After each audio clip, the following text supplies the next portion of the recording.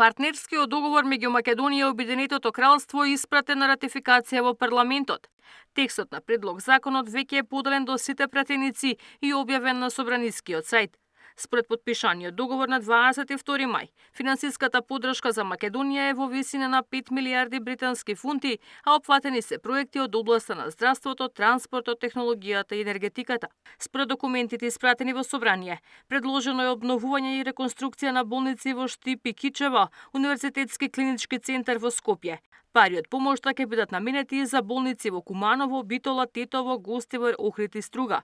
Ќе се инвестира и во брза железница долж коридорот 10, кој ќе поврзува граничните премини Табановци и Богородица, главниот град Скопје и аеродромот Скопје.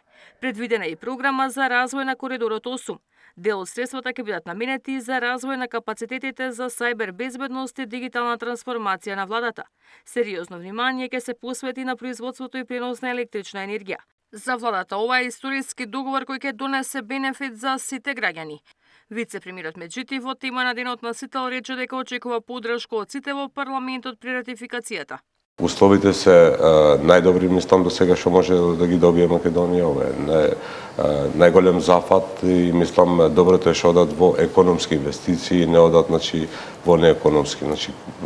Тие се враќаат, ќе се ангажираат и компании од земјава, ќе биде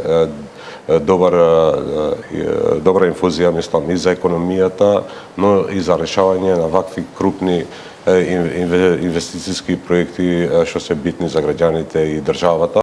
Опозицијата критикува дека британскиот договор бил преседан. На средба со граѓани во Битола, лидерот Филипче порача дека ова било политичко робство.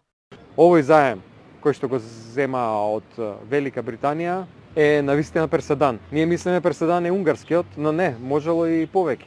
Да земеш влада со влада без контрола пари кои што се трошат, со непознати камати, со непознати рокови е криминал.